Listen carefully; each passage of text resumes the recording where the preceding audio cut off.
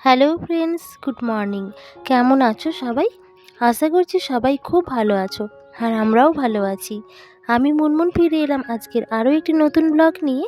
আজকের ব্লগটিতে তোমাদের সবাইকে অনেক অনেক স্বাগত আর ভালোবাসা জানাই। আজকে 6 ফেব্রুয়ারি, আর আজকে হচ্ছে আমাদের বিবাহবার্ষিকী। আজ থেকে 8 বছর আগে এই দিনটিতেই আমরা একসঙ্গে পথ চলা শুরু করেছিলাম। ঈশ্বরের আশীর্বাদে আর ছোট বড় আমার সকল বন্ধুদের আশীর্বাদে এইভাবেই যেন আমরা বাকি জীবনটা একে অপরের হাতটা শক্ত করে ধরে রেখেই কাটিয়ে দিতে পারি। তো যাই হোক, আজকের দিনটা বিবাহবার্ষিকী হলেও মনের মধ্যে সেরকম কোনোই আনন্দ বা অনুভূতি সেরকম কিছুই হচ্ছে না, কারণ হাজব্যান্ড তো এখানে নেই, হাজব্যান্ড তো সেই বাইরেই আছে।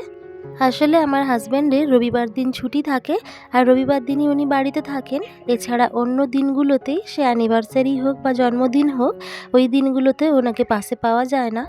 যেদিনের যেটা সেদিন সেটা সেলিব্রেট না হলে অন্য কোনো একদিন যদি সেলিব্রেট করা হয় তাহলে অতটা ঠিক ইন্টারেস্ট লাগে না। কিছু কিছু স্পেশাল দিনগুলোতে হাজব্যান্ডকে পাশে না পেলে একটু মন খারাপ লাগে ঠিকই, কিন্তু কিছু তো করার নেই, মনটাকে সেইভাবেই শক্ত করে বুঝিয়ে নিয়েছি। তো যাই হোক, প্রতিদিনের মতন আজকের দিনটাও সেইভাবেই কাটবে, কেননা একা একা তো আর সেলিব্রেট করা যায় না। তাই প্রতিদিনের মতন আজকের দিনটাতেও লেগে পড়েছি কাজে। আর সকালবেলায় দেখো জামা কাপড়গুলো সব ভিজিয়ে রেখেছিলাম, সেগুলোই মেয়েকে স্কুলে ছেড়ে দিয়ে এসে কাঁচা ধোয়া করে ছাদে মিলে দিয়েছি। তো আজকে একটু তোশকটা রোদে দিয়েছিলাম, কারণ অনেক দিন ধরেই তো ওয়েদার খুব খারাপ ছিল, একটা ম্যাজম্যাজে স্যাঁতসেঁতে ওয়েদার ছিল। তো তখন তোশকের তুলোগুলো যেন একদম চুপসে গেছিলো, আর সেটাই আজকে রোদে দিয়ে দিলাম।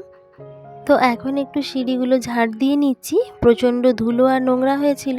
আর তারপরে স্নানটা সেরে নেব আর গিয়ে মন্দিরে পুজো দিয়ে আসবো। তো যাই হোক, আজকে কিন্তু আর বাকি কাজবাজগুলো তোমাদের সাথে শেয়ার করতে পারলাম না, একটু ব্যস্তই ছিলাম সকাল থেকে। ফিরে এলাম একদম বিকেলবেলায়।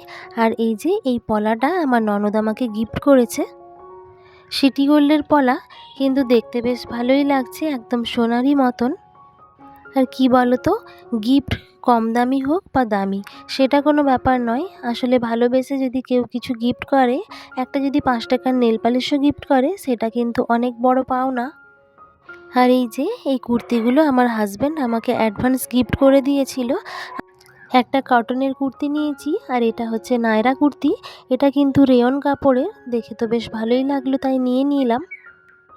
হাজব্যান্ড বলেছিলেন একটা গাউন কেনার কথা, কিন্তু আমি ভেবে দেখলাম যে গাউনটা এখন নিয়ে কি করব, আর এখন তো কোনো ওকেশন বা পুজো আজা কিছুই নেই। আর গাউনটা নেওয়া মানে এখন থেকে টাকাটা ইনভেস্ট করে ফেলে রাখা। আর শীতকাল তো প্রায় চলেই গেল, সামনেই গরমকাল আসছে। তো এই কুর্তিগুলো নিলে আমি গরমকালে রাফ ইউজ করতে পারবো, কারণ মেয়েকে তো ছাড়তে যাওয়া আনতে যাওয়া সমস্ত কিছুই আমাকে করতে হয়। আর এই কুর্তিগুলো আমার কাজে আসবে। আর গাউনটা নিলে কিন্তু আমাকে একদম বাক্সবন্দি করেই ফেলে রাখতে হবে। তাই দুটো কুর্তি আর একটা প্লাজো প্যান্ট নিয়েছি। আর এটা কিন্তু আমার একদম বাজেটের মধ্যে, একদম রিজনেবল প্রাইসে হয়েছে। আর অকারণ ইনভেস্টমেন্ট আমার একদমই ভালো লাগে না। আর আমার হাজব্যান্ডের যেরকম সামর্থ্য, চেষ্টা করি সেই সামর্থ্যের মধ্যে, সেই বাজেটের মধ্যেই জিনিসপত্রগুলো কেনার।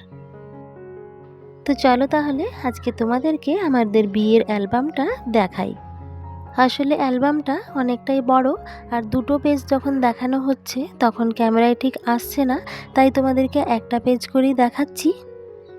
এই অ্যালবামটা কিন্তু আমার হাজব্যান্ডের বাড়ির থেকে করা হয়েছিল, আর আমাদের বাড়ির থেকে অ্যালবামটা রেডি করা হয়নি, আর এখনও পর্যন্ত আর অতটা গ্রাহ্যও করা হয়নি। হাজব্যান্ডের বাড়ির থেকে হলেও কিন্তু আমার আইবুড়ো ভাত থেকে শুরু করে সমস্ত ফটোগুলো এখানে কভার করেই বানানো হয়েছে। বিয়ের দিন সন্ধেবেলায় এই তো আমি পুরোপুরি রেডি, আর এখানে আশীর্বাদের পর্ব চলছে। আমার ঠাকুমা শাশুড়ি, শ্বশুরমশাই, শাশুড়ি মা সবাই আশীর্বাদ করলেন। এরপরে সোজা চলে এসেছি বিয়ের মণ্ডপে। হস্তবন্ধন, শুভদৃষ্টি, মালা বদল সমস্ত কিছুই এখানে রয়েছে। আর তারপর এখানে হচ্ছে সিঁদুর দান। আর এই সময় মেয়েদের একটা অন্যরকম অনুভূতি থাকে। আর সিঁদুরটা দেখো মাথায় পড়ে যাওয়ার পর আমি একদমই পুরো থমকে গেছিলাম। সিঁদুর দানের আগে পর্যন্ত মেয়েদের লুকটা কিন্তু একরকম থাকে, আর যেমনি সিঁদুর দান হয়ে যায় তখনই কিন্তু লুকটা পুরোপুরি চেঞ্জ হয়ে যায়। আজ থেকে ৮ বছর আগে মেকআপও কিন্তু অতটা উন্নত ছিল না। এমনি নর্মাল যেরকম মেকআপ করা হয় সেরকমভাবেই মেকআপ করা হয়েছিল। আর এখন কিন্তু 3D HD বিভিন্ন রকম মেকআপ বেরিয়েছে, তাতে কিন্তু মুখটা আরও বেশ ব্রাইট লাগে। আর এই তো শ্বশুরবাড়িতে চলে এসেছি। আর সেখানে বরণ, আশীর্বাদ এই সমস্ত কাজগুলো মিটে যাবার পর ননদরা কাকে কলসি তুলে দিয়েছে।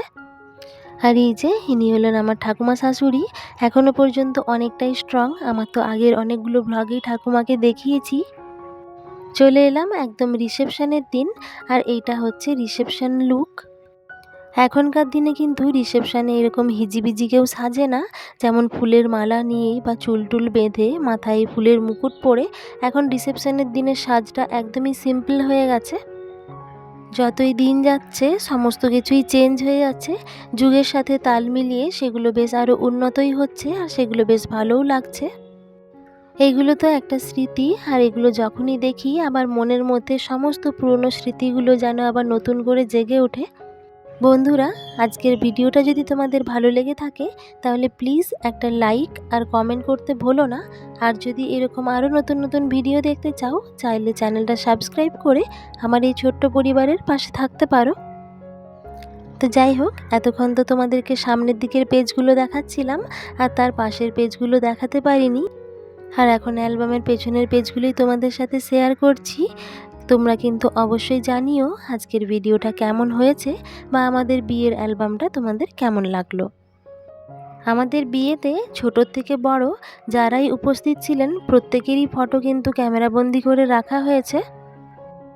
নিজেদের বাড়ির লোক থেকে শুরু করে পাড়া প্রতিবেশী, বন্ধু বান্ধব, আত্মীয় স্বজন প্রত্যেকেই কিন্তু এই অ্যালবামে ক্যামেরাবন্দি হয়ে আছেন।